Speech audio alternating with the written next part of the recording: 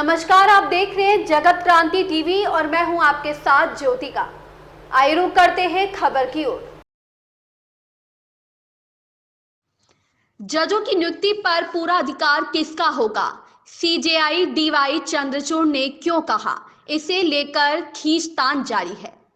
CJI D Y Chandrachud ने कहा कि महाराष्ट्र में बार और बेंच के सदस्यों को उन अनुकूल परिस्थितियों को नहीं भूलना चाहिए जिनमें वे देश के बाकी हिस्सों के विपरीत काम करते हैं, क्योंकि यहाँ शासन की संस्कृति है।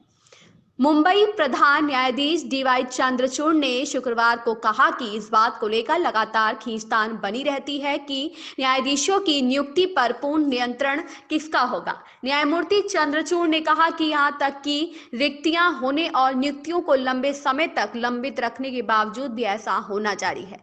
वह केंद्रीय प्रशासनिक न्यायाधिकरण की मुंबई पीठ के नए परिसर के उद्घाटन के मौके पर संबोधित कर रहे थे।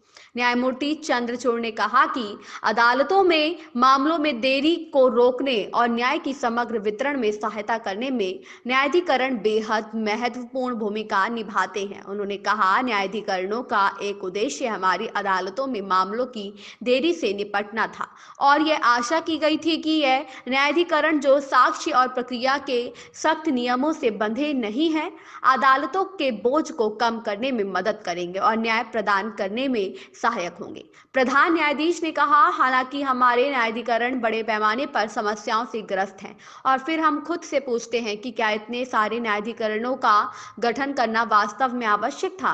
उन्होंने कहा, चूंकि आपको न्यायाधीश नहीं मिलते हैं, जब आपको न्यायाधीश मिलते हैं तो रिक्तियां उत्पन्न होती हैं जिन्हें लंबे समय तक लंबित रखा जाता है और फिर यह लगातार झगड़ा होता है कि न्यायाधीशों की नियुक्ति पर पूर्ण नियंत्रण किससे मिलेगा। उन्होंने कहा कि महाराष्ट्र में बार और बेंच के सदस्यों को उन अनुकूल परिस्थितियों को नहीं भूलना चाहिए जिनमें वे देश के बाकी हिस्सों के विपरीत काम करते हैं, क्योंकि यहाँ शासन की संस्कृति है।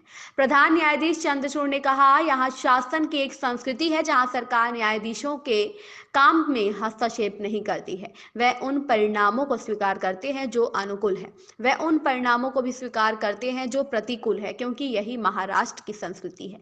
उन्होंने कहा, अक्सर हम उस काम के महत्व को भूल जाते हैं जो सरकार न्यायिक बुनियादी ढांचे के समर्थन में करती है। प्रधान न्यायाधीश ने अदालत कक्षों को दिव्यांग व्यक्तियों के लिए अधिक सुलभ बनाने की आवश्यकता पर जोर भी दिया।